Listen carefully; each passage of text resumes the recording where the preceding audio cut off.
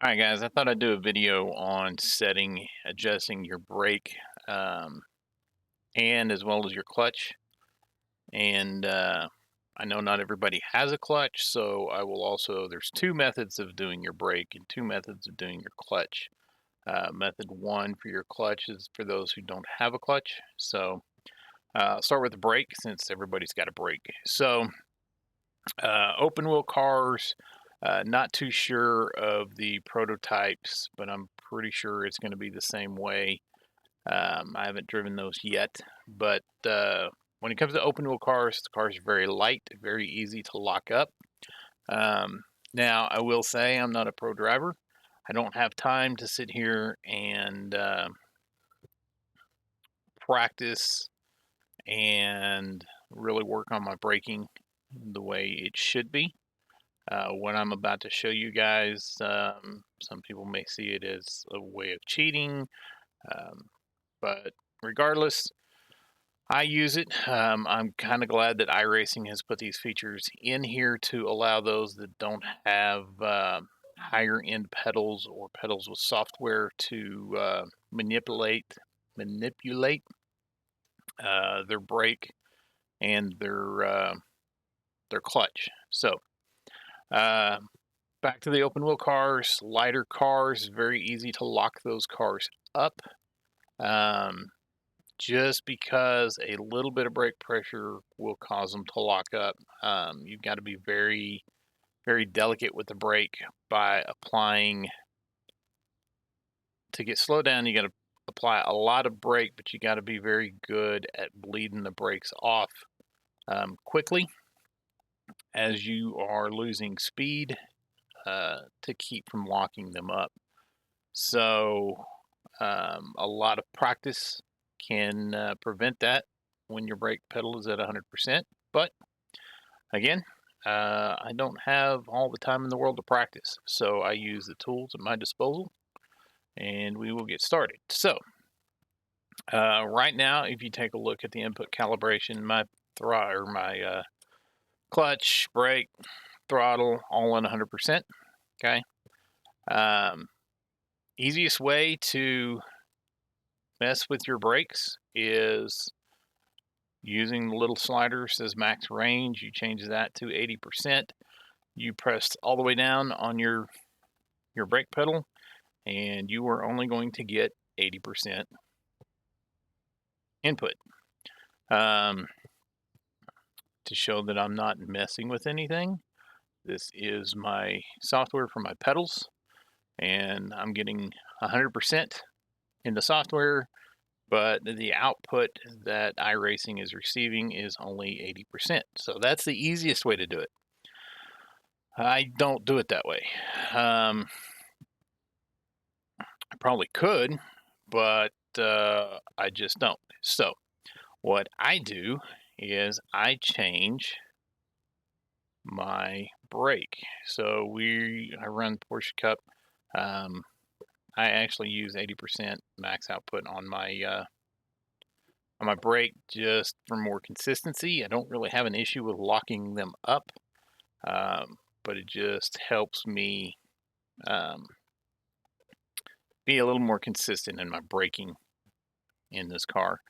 So once you have that, now here's where some people can go wrong, is if you have this config and you calibrate your pedals with this config loaded, okay, and you get done 100%, if you're looking at the software, 100% on throttle is 100%. And on the software, I'm getting 80%, but iRacing is reading at 100%. Okay, so that's wrong. You're still gonna lock those tires up if you're in open wheel cars. The reason being, and you're gonna lock them up a lot faster because it's less travel in the software equals more output in iRacing. So this is not the way to configure your pedals. Okay, it's how you want them configured in the software, but not how you configure them for iRacing. In order to do this properly, you have to have a profile that has everything at 100%. Okay, so now, clutch at 100, brakes at 100, throttle's at 100. Then when you configure your pedals,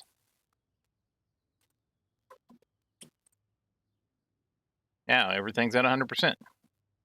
Okay, in the software, this is where you change it back to your config file that you have. Okay, now my throttle is at 42, or my clutch is at 42, brake is at 80, throttle is at 100. And in the software, 100 and 100. Now I've got 80 and 80, and I got 42 and 42. Okay, now in the software I've got 80%, and in iRacing I have 80%. So that is how you're going to do the software and calibrate your pedals accordingly to a car. Again, using the slider is much easier, but I've been doing the software for so long. Prior to them adding the slider for the brakes, that's just how I still do it. So that is the two ways that you can adjust your brake to try to keep yourself from locking up if you happen to be getting on the brakes too hard. Again, I run a lot of the times if I'm going to adjust the brake, I do 80% is normally my go-to. That's what I do, but it doesn't work in every open wheel car. The super formulas, I run the brake at 100% because you don't lock those tires up. It could have something to do if you dive into the garage. It can have to do with brake size, things like that. But I don't lock the tires up on the super formula, so I leave that at 100. But pretty much all the others I run at 80%. So that's the brakes. Now for the clutch. For those, I'll start out doing the software, or not the software, the iRacing change, because not everybody has a clutch. So for standing start, I do modify the clutch pedal. If you don't have a clutch, you can use this bite point. So for the Porsche Cup, I run at 42%. Okay, you're going to assign a button on your wheel for the launch trigger. Let me back up here because I still have this in the way. So my bad. All right. So where the clutch is, you're going to adjust the brake or the bite point where you want it. I run it at 42.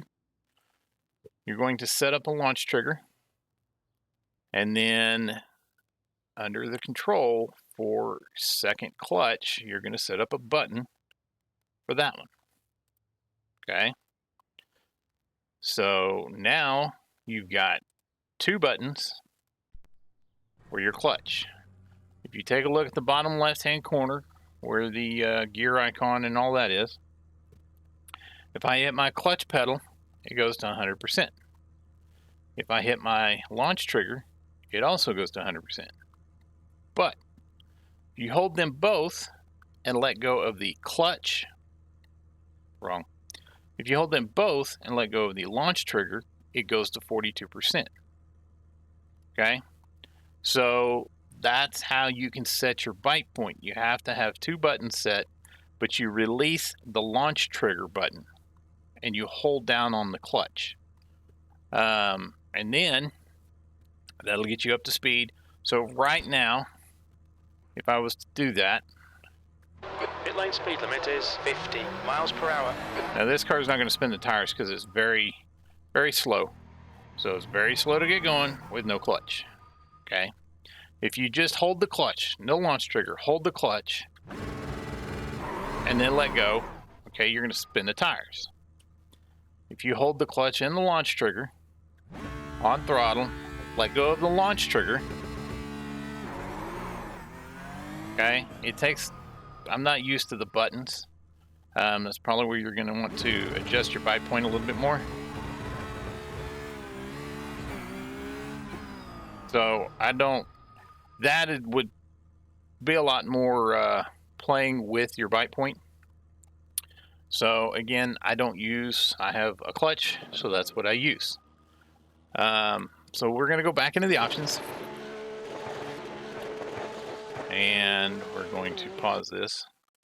We're going to go back into the options now. I still have my pedals set the way I want. Okay. So now we're going to go back into the car. And now if you take a look, that's my second clutch button. Goes to 100%. And my clutch only goes to 42%. Okay. So to get started on standing starts with the clutch, and this is why I think it's a lot easier because you can control the clutch. I always hit the clutch first and then the second clutch. Got cold tyres, Get up, get in gear, let go of your button, and then I can slowly let off the clutch. That's why I prefer the clutch over the buttons. It's not a real long video, but I thought I would just go over it and help those configure their pedals. And I'll go over this.